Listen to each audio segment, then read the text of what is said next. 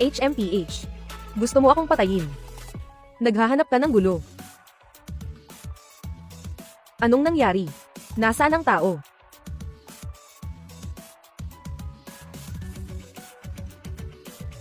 Sir. Tulungan mo ako. Patawarin mo ako. Sabihin mo. Sino ang nagpadala sa iyo? Hindi. Hindi ko alam. Ayaw mong magsalita, ha?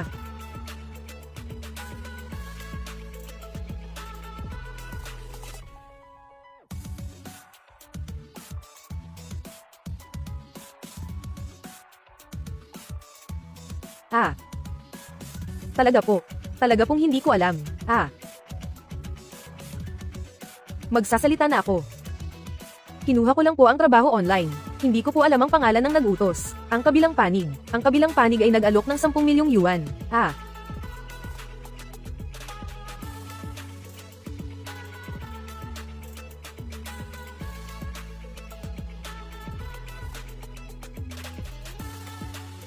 Apelyido Zuo. Apelyido Zuo ang nag-utos. Isang apelyido lang. Hindi ko talaga alam ang pangalan.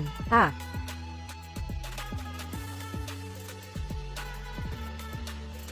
Zuo na naman. Hindi na ito matatapos, ano?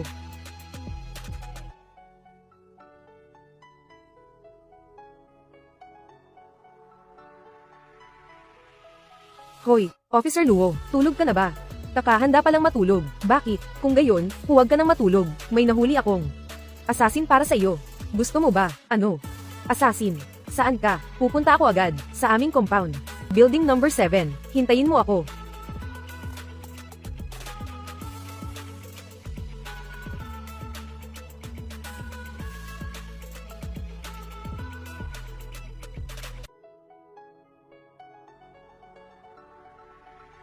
Talagang ang may assassin. Nasaan si Pang Tianchong? Madam. Bali-bali ang mga kamay at paa niya. Ang taong ito, hindi siya basta-basta kumilos. Ano, madam? Dito, may sniper rifle din dito. Nasaan ang tao? Nasaan yung taong hamuli sa'yo kanina? Ang tao. Tumalon na po siya sa building. Ano? Ulitin mo nga, nasaan ang tao? Nako, madam, talaga pong tumalon ang tao sa building. Umalis na. Kaalis lang. Hindi po talaga ako nagsisinungaling sa inyo. Mula sa ika-32 palapag na ito, ang tumalon dito, buhay pa rin. Hindi yan sigurado. Hindi siya ordinaryong tao. Baka nga. Umalis nga siya. Hindi ito posible. Madam, Diyos ba siya? Tigil na sa daldal. Bumalik na tayo. Oo. Bumalik ka at imbestigahan mong mabuti ang taong yan. Tingnan mo kung tumalon nga ba talaga ang taong yan.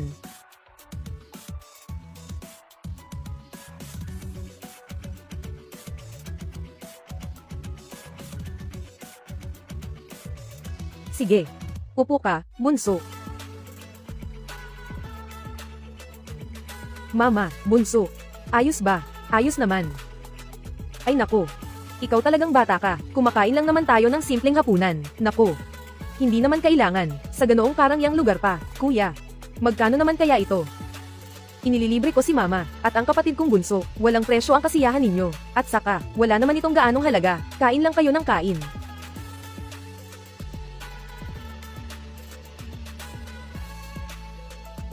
Ginoong Pang. Bakit po kayo narito? Hindi ba't nagbilin na ang ginang? Naasikasuhin kayo ng mabuti. Basta't kumain po kayo rito. Kailangan po kayong asikasuhin ng mabuti. Bakit po hindi kayo pumunta sa VIP room sa itaas? Naupo pa kayo sa ordinaryong silid. Hindi ba't kasama ko lang ang pamilya ko? Kumakain lang ng hapunan. Pareho lang naman yan kahit saan. Wala namang problema. Sige po, bumalik na kayo sa inyong ginagawa. Medyo naging pabaya po ako, Ginoo. Kung gayon, dahan-dahan lang po kayo sa pagkain. Kung may kailangan po kayo, tawagin niyo lang ako. Sige na. Kuya. Sino po siya? May kakilala ka pa pala rito. Ah, siya ang manager dito. Manager. Kuya. Ano po ba talaga ang ginawa mo dati? Na trabaho. Ang manager na yan ay ganoon na lang kung ituring ka. Karespeto-respeto. Isang security guard. Hindi ako naniniwala. Ang isang hotel manager ay sadyang tatakbo para batiin ka na isang maliit na security guard. Huwag kang maniwala kung ayaw mo. Basta, ano man ang ginagawa ko, kuya mo pa rin ako. Ang isang bagay na yan ay hindi kailanman magbabago. Mama, kayo po. Ano po ang gusto ninyong kainin? Kahit ano na lang. Ngayon kasi, tayo bilang isang pamilya, ay nagtitipon-tipon dito para kumain. Tama nga. Kulang lang ang tatay ninyo. Pero ayos lang. Kapag nakalabas na siya, ililibre ko na naman siya ulit. Mama. Ikaw. Mama. Alam ko na lahat. Pero, makakaasa kayo. Sisiguraduhin kong iimbestigahan ko ito ng lubusan, ang punot dulo ng lahat, at ibabalik ang dangal ng tatay ko, isang malinis na pangalan. Mabuting anak. Mag-order na kayo ng pagkain.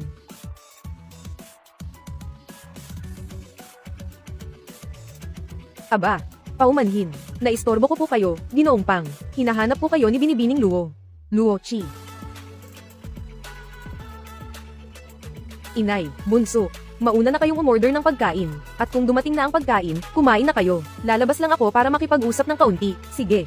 Mauna ka na. Mas mahalaga ang kailangan mong asikasuhin. Sige.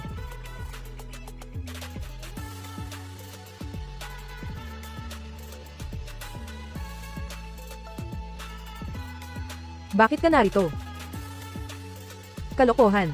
Pag-aari ito ng pamilya ko. Hindi ba ako pwedeng pumunta dito? Ha? Oo nga pala. Hay nako. Anong kailangan mo sa akin? Para tingnan kung buhay ka pa ba. Yung killer kahapon. Sabi niya, tumalon ka raw mula sa gusali. Ha, ha ha ha. Hehe, Kwon. Umamin na ba siya? Sino ang nag-utos sa kanya na patayin ako? Hindi pa. Buong araw ngayon, ginagamot lang namin ang mga sugat niya. Grabe ka ring manakit, ah. Halos lumpo na siya. Ako malupit. Kung ibang tao yan. Kagabi pa siya binaril ng isang bala, at sumabog ang ulo. Sino ngayon ang malupit? Totoo nga. Nararapat lang sa kanya yan. Tamang-tama.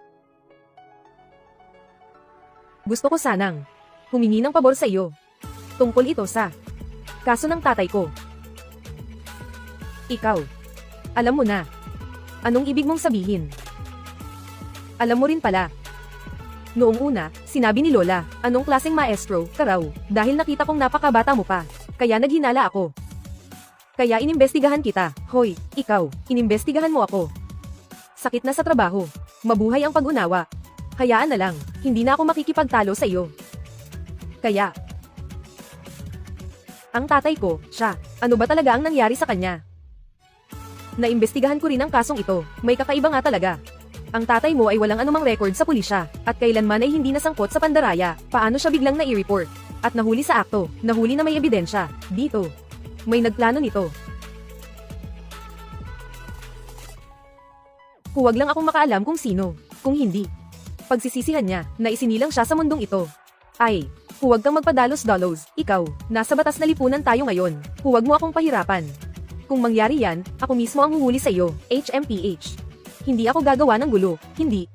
Kaya ako, lumapit sa iyo, para lang maunawaan ang sitwasyon. Oh. By the way, gusto ko lang itanong, may kilala ka bang abogado? Gusto kong baligtarin ang kaso, para mailabas si tatay sa kulungan. Ang pag-unawa sa sitwasyon, walang problema, pero sa abogado. Sa tingin ko, kailangan mong mag-isip ng paraan ang iyong sarili. Aha. Sumama ka sa akin. Ginang Day. Pang Tianchong.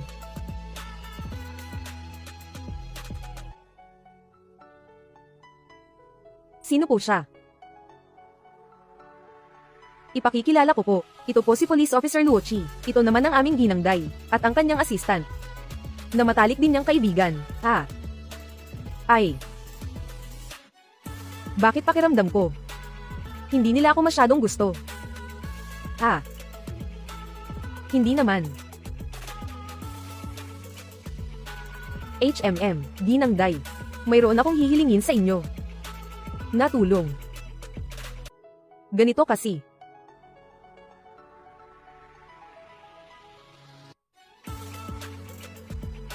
Tamang-tama, may kaibigan akong abogado. Gusto mo bang tawagan ko siya, para tanungin para sa iyo? Maraming salamat po, Ginang Day.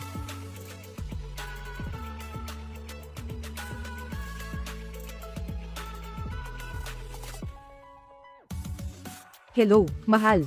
Anong pinagkakaabalahan mo lately? Nasa bahay, wala masyadong kaso kamakailan. Sobrang boring. May kaso ako rito.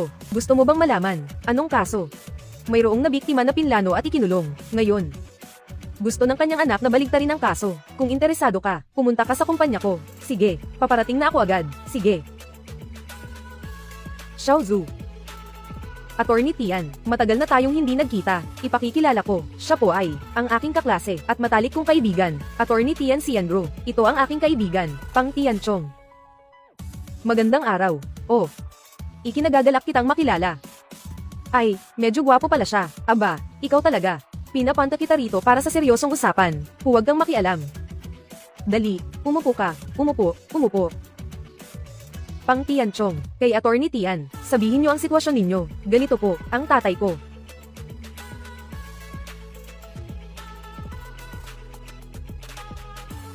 Itong kasong ito, sa totoo lang, hindi naman ito komplikado. Ang susi ay mahanap, ang taong nagbigay ng pekeng testimonya. Pagkatapos, mababaliktad ang kasong ito, at saka, ang nagreklamo sa kaso, ay kailangan ding imbestigahan, at ang mga hamuli sa tatay ko, malamang ay may kinalaman din sa problema.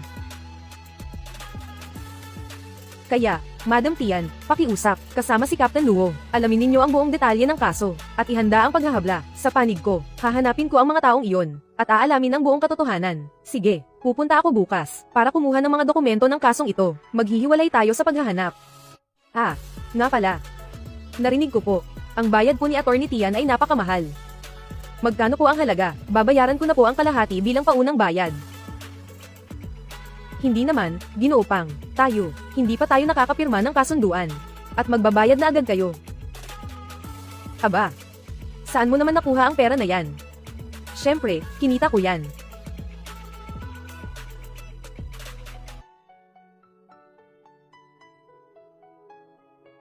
Narito, 100,000 para po sa inyo. Kung kulang pa, sabihin nyo.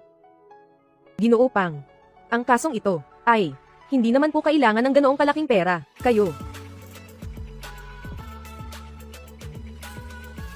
Tanggapin nyo na. Huwag nyo siyang pansinin. Kung magkulang, dadagdagan ko na lang. Isa lang ang hiling ko. Sa loob ng 1 buwan. Palayain ang tatay ko mula sa kulungan. 1 buwan.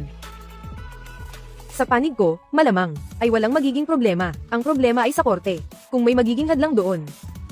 Sige lang, gawin nyo ang lahat. Kung may anumang problema, ipaalam nyo agad sa akin. Ako ang bahala. Sino mang humadlang, Diyos man o tao, ay wawasakin ko. Walang sino man ang makakapigil. Sa paglaya ng tatay ko, gagawin kong ang lahat ng mga sangkot sa pagplano laban sa kanya, ay magbayad ng kanilang ginawa. Tanggapin nyo na, abogado Tian, binayaran na, kaya gagawin na lang ang trabaho.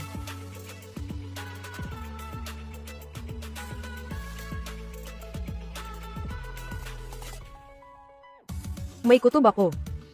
Ang Bayan Cheng sa susunod, baka dahil sa pangyayaring ito, ay magsimula ng malaking gulo. Hindi kaya, ang munting basagulero, may ganoon kalaking kapangyarihan. Tayo. Hintayin na lang natin. Kuya Zuo. Isa pa namang inuman, samahan niyo si ate mo. Ay, hindi ko na kaya uminom. Hindi kakayanin ng iyong kuya ang alak. Kapag uminom pa ako, malalasing ako. Isa pa, kuya. Hindi na talaga kaya. Maliban kong ikaw ang magpapainom sa akin. Sige. Si ate mo. Pupuntahan na kita para painumin.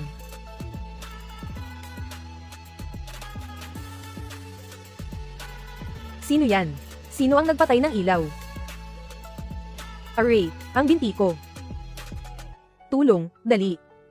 Anong nangyari sa inyo, senyor ito? Putya, saan kayo nagpunta? Mga tarantado kayo. May pumutol sa binti ko kanina. Patayin niyo siya, habulin niyo agad. Opo. Dalian niyo ang paghabol. Dapat mahuli ang salarin. Ayos lang ba?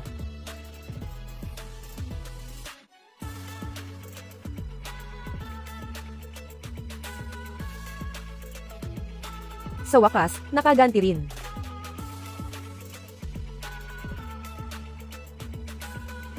Maestro Pang. Ako po ito. Xiao Liu. Ang ipinagagawa niyo po ay ayos na. Mabuti. Sa mga araw na ito, may maliit akong kailangan ng tulong mo. Itigil mo ang lahat ng ginagawa mo. Opo. Lahat po ay ayon sa inyong utos. Maestro Pang. Kung maaari po itanong, Maestro Pang, ano po ba ang gagawin? Malalaman mo rin sa takdang panahon, boss. Anong nangyayari? May malaking mangyayari sa Bayan Cheng. Abogado Tian.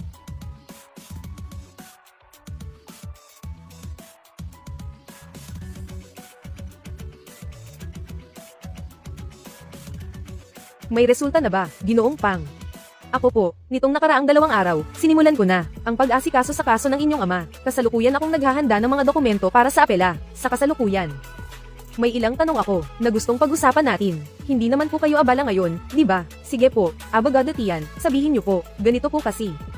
Ang kasong ito po, ay may ilang mahalagang punto. Una, ang saksing ito na tinawag na Ironhead. Sino po ang nag-utos sa kanya na gumawa ng huwad na pahayag?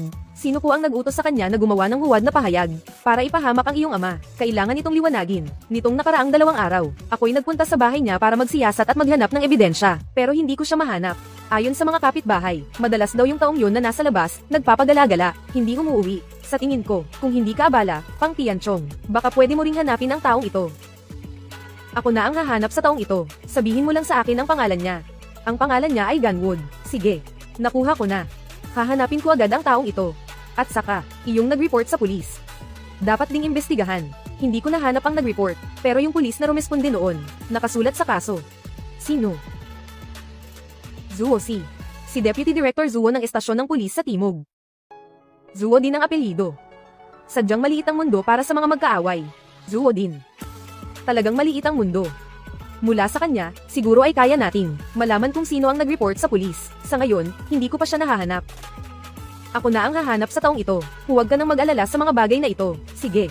At saka, ngayong hapon, balak kong pumunta para bisitahin ang iyong ama upang malaman ang sitwasyon noon. Gusto mong sumama? Huwag na lang siguro ako. Natatakot akong makita siya. Baka hindi ko makontrol ang sarili kong emosyon. Pakisuyo na lang, sa ngalan ko, aliwin siya ng kaunti. Sabihin mo na lang, sa ibang araw. Ako mismo ang susando sa kanya mula sa kulungan. Sige, ihahatid ko ang mensahe mo. Sa ngayon, ito pa lang ang mga balita. Kung mayroong anumang pagbabago, agad kitang sasabihan. Sige, salamat sa abala. Palem.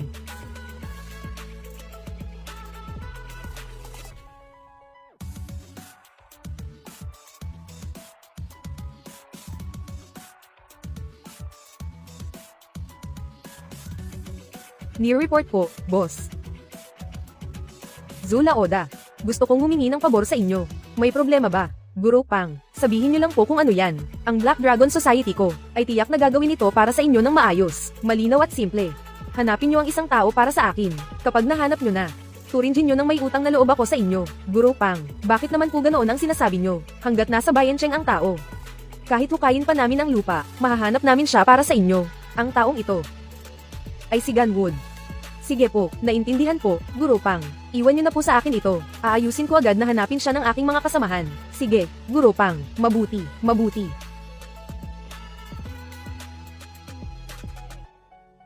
Bakit kayo nakatunganga? Bilisan ninyo at hanapin niyo siya para sa akin. Si Ganwood. Ang kailangan ninyong hanapin. Opo.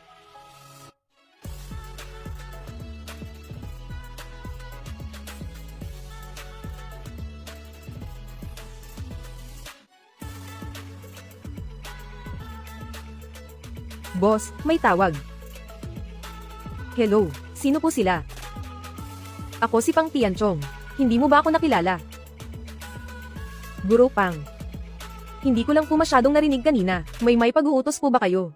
Nais kong hilingin sa White Tiger Gang ninyo. Natulungan akong maghanap ng isang tao. Matutulungan niyo ba ako rito? Kaya po. Sino po ang nais ninyong hanapin? Aayusin ko po agad na may maghanap. Ang taong ito ay si Ganwood. Kapag nahanap mo siya, ililibre kita ng inuman. Mabuti. Guro Pang, hintayin niyo po ang aking magandang balita.